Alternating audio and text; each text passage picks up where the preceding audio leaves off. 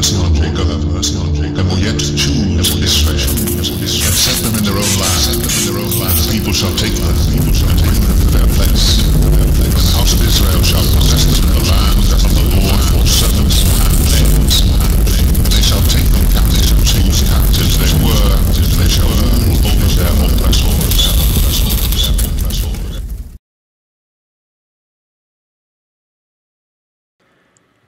The Sun article on this. Okay, we're going to take a look at it here together. Just give me a second to line it up.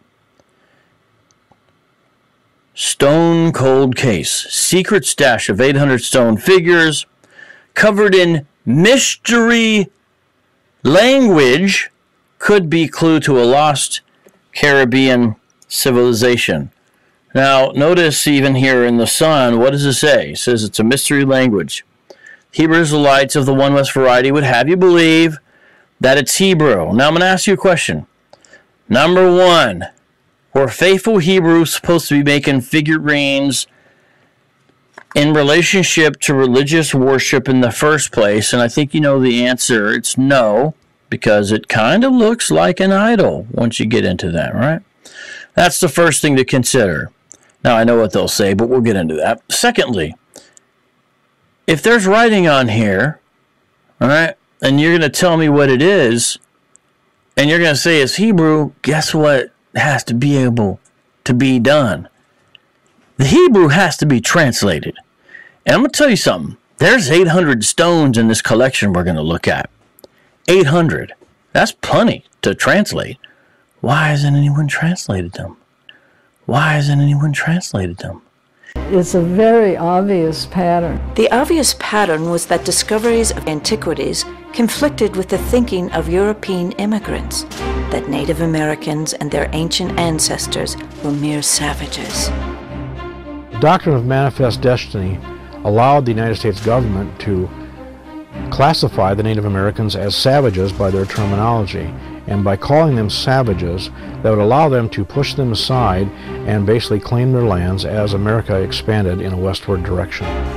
19th century Americans would have found it more than inconvenient. Politically, it would have been impossible for them to have taken lands away from Indians, from any indigenous peoples, if they viewed them as having rights even close to what they had as American citizens. Protestant priests, Catholic fathers, Jewish rabbis were seeing these possible links between the Native Americans and ancient Israel. These links included written records that had possible tie-ins to the ancient world. There were certainly religious beliefs, thinking that the Native Americans may have been descendants of some Hebraic, Jewish, Israelite travelers to the Americas at different times. So to see an artifact like that, or the context in which they would place an artifact like that, would be, especially something found in association with the mounds, would be, oh, that shows to us the presence of these people at that time here in the Americas. The idea that ancient inhabitants knew of and used Middle Eastern Hebrew symbols undermined the notion that Native Americans were isolated savages. I believe that the Native Americans had no written record prior to Christopher Columbus. This would make it prehistory, but nothing could be further from the truth. In fact, Powell's vision of 19th century evolution was that Native Americans had evolved in North America for millions of years to a state less advanced than that of European immigrants. Robbing Native Americans of their history before Columbus may have served two purposes. First, justifying manifest destiny and the displacement of Native Americans.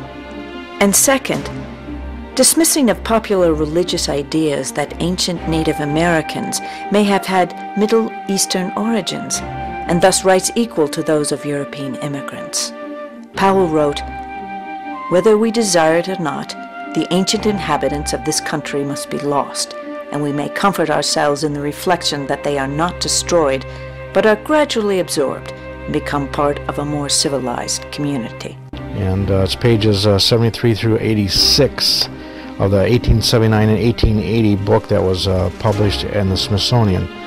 And the quote is as follows: "Hence, it will be seen that it is illegitimate to use any pictographic matter of a date anterior to the discovery of the continent by Columbus for historic purposes. As it turns, and last year, finally, the mystery of haplogroup X was revealed in a very important study by a team under Dr. Schluss, and he determined without any doubt that the origin of haplogroup X was the hills of Galilee. I want to give all the praises and the honor to YAHAWAH, BaHa, YAHAWASHI, BaHa, RAWCHAA, QADASH, and double honors to the elder apostles and bishops of Great Millstone. Honors as well to you other elders scattered abroad, you brethren, you fellow believers of this faith, even you few sisters and you supporters of the truth. Shalom as well. Shalom to the hopeful elect. Shalom to the elect. I want to touch on this video that is actually a response of the elder Apostle Tahar, Apostle Tahar's channel, Elders in Transit 3. The video is titled, They Came to the Americas, okay, long before Columbus. Now, this is actually a response that he did off of Vocab Malone, right, the street apologist, Hebrew in Puerto Rico. So,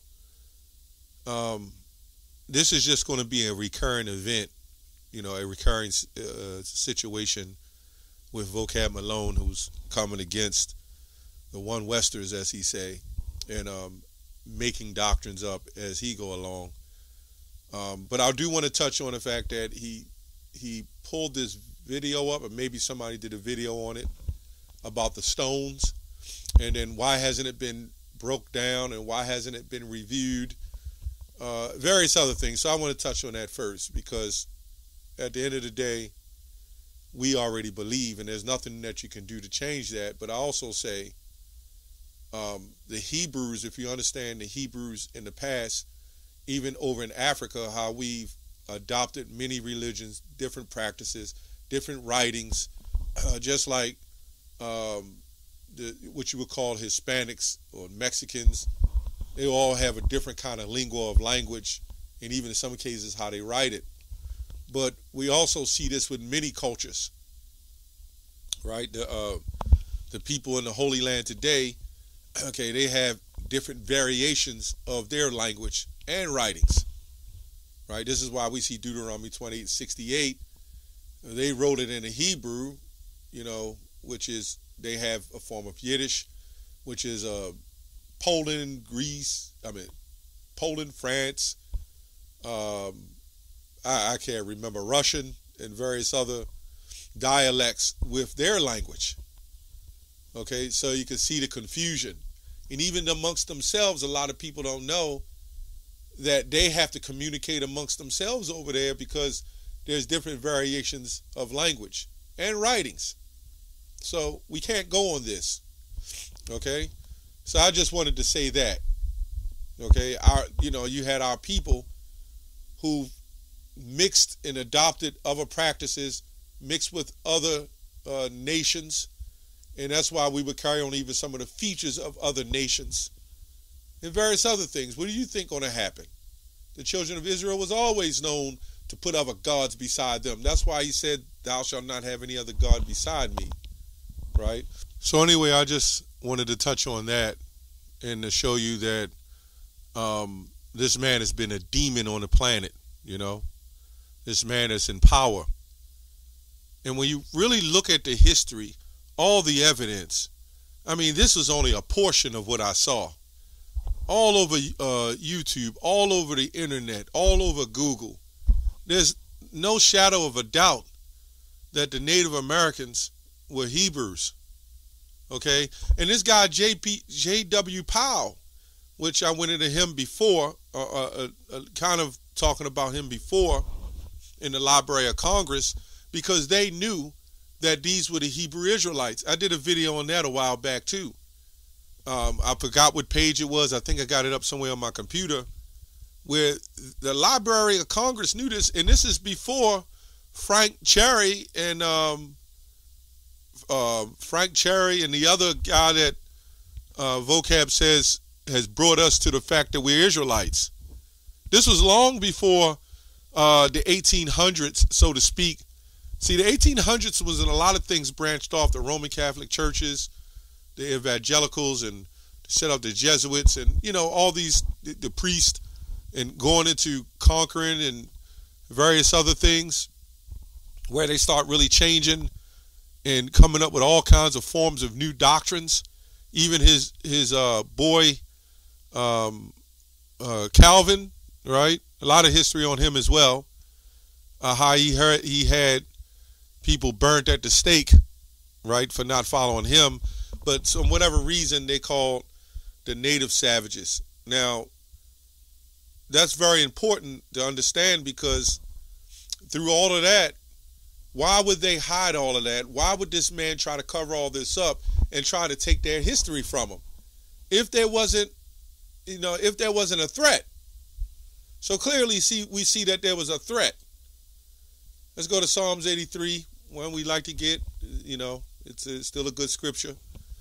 They have taken crafty counsel against thy people, and consulting against thy hidden ones. They have said, come and let us cut them off from being a nation, that the name of Israel may be no more in remembrance. Right? So they know. And this is what this guy, J.W. Powell, has done. Right? And various others with him. I'm not going to go through the list, but there's quite a few of them who, in their mindset, they said, we gotta cut them off. And this is because the Lord set this up. Right? The Lord set this up. He gave them the ability to break us and cut us off. Okay? So when you go to Deuteronomy 28:64, it says, and the Lord shall scatter thee among all people, from one end of the earth even unto the other, and there thou shalt serve other gods, with an S. Okay? Which neither thy fathers have known, wood and stone. Now, why is it saying this? Thou shalt serve other gods that neither thy fathers have known. Because when you go into the ancient times, you had Israelites who were still referencing the Lord Yahawah, but they always merged the other gods with Yahawah.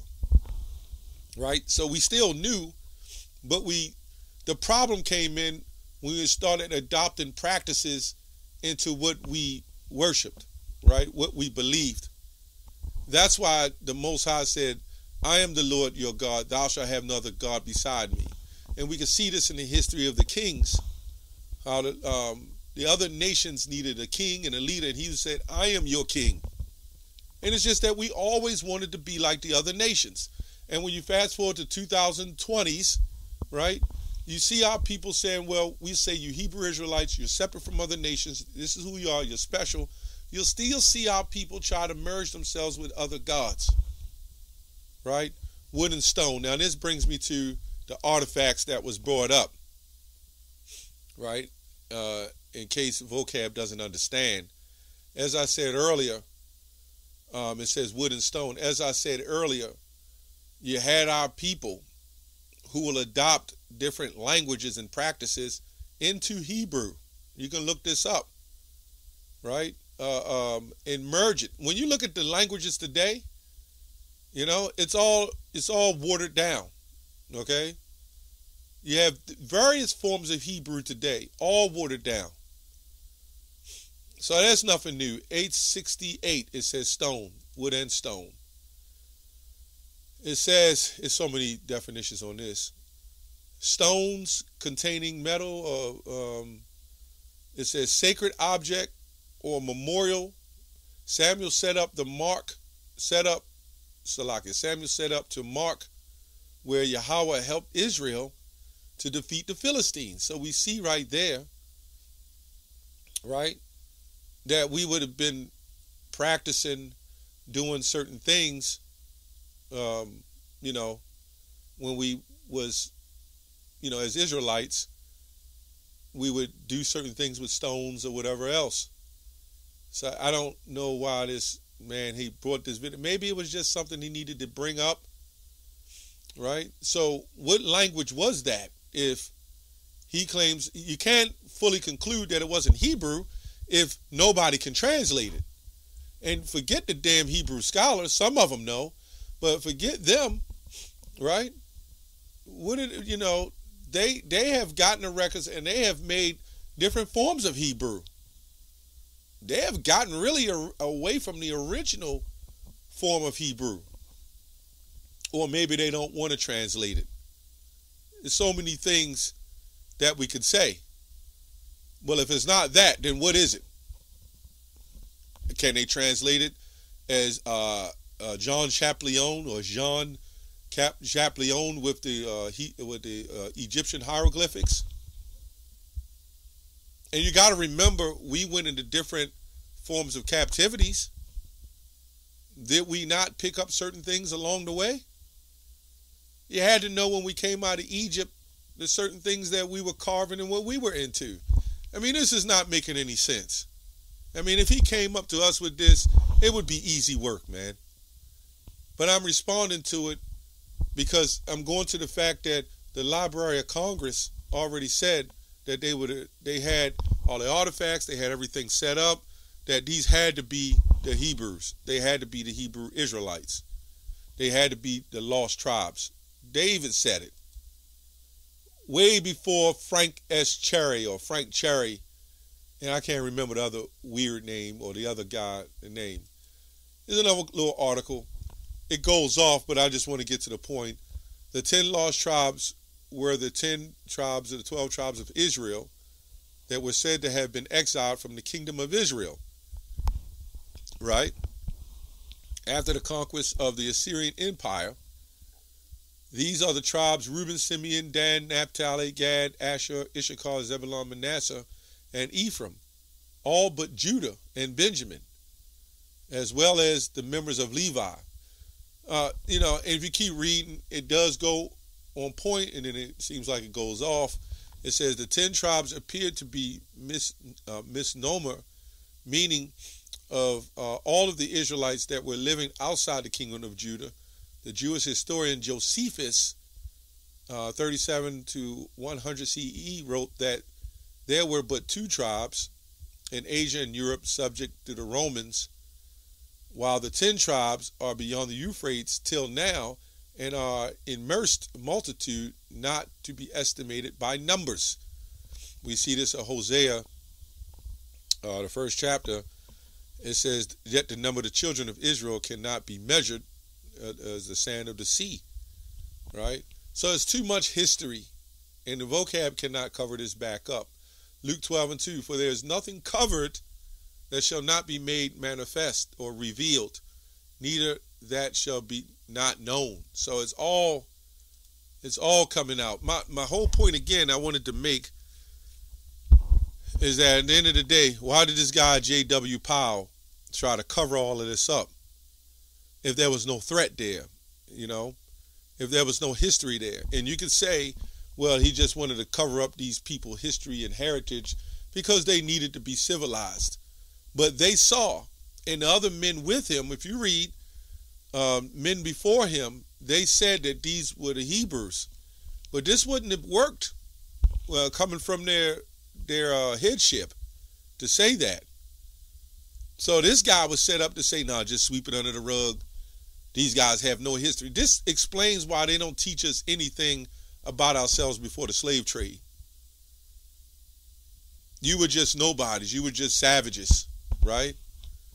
The reason why but meanwhile the white man, he can, even though he wasn't so-called always a Christian, somehow they can keep tracing back and show them history and everything that they've done, everything great they've done in the world, everything, all the inventions and all the so-called anyway, and all the great things they've done in the world.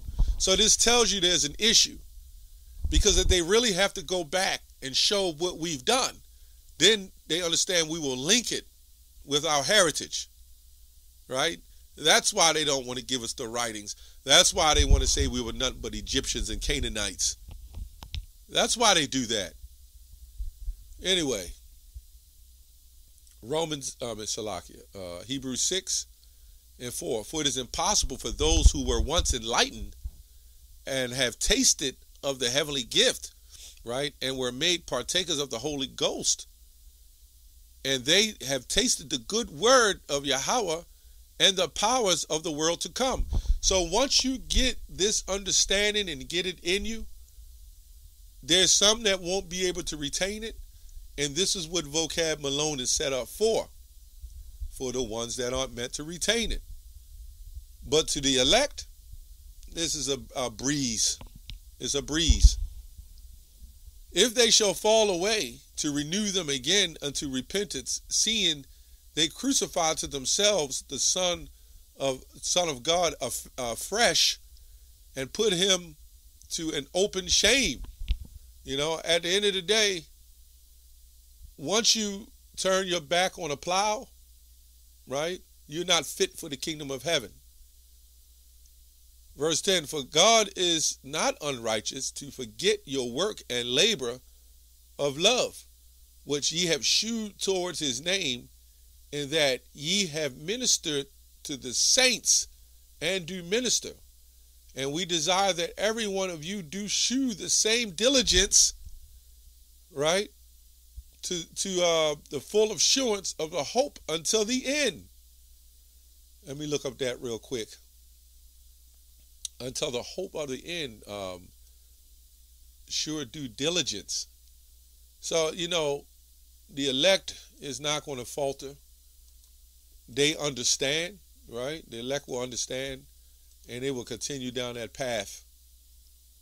Lord's will, I'm the elect, but, you know, at the end of the day, whoever the elect is, they're going to continue. It says, diligence, G4710, it says haste, earnest diligence, accomplishing. This is why YAHAWASHI said, be ye perfect as your Father is in heaven. That is actually going into completion. This all goes hand in hand with diligence. To give diligence, interest oneself earnestly, accomplishing, striving, you know, after anything, to be diligent, to continue. So when we see these videos and Vocab come up here and talking about the stones, and it doesn't show any Hebrew, and they get Dr. James White or that man, I forgot that old white man, I forgot his name, when they put him up there, oh, that Dr. Brown, that guy, when they put him up there and he says all these things, and then here you go, right? There was many different people in those lands. So, hey, it's whatever it is, man. We're just saying that those people in the majority that settled in that land were Hebrew Israelites, and there's too much proof to prove that, and you can no longer cover it up. Anyway, that's all I have on that. Shalom.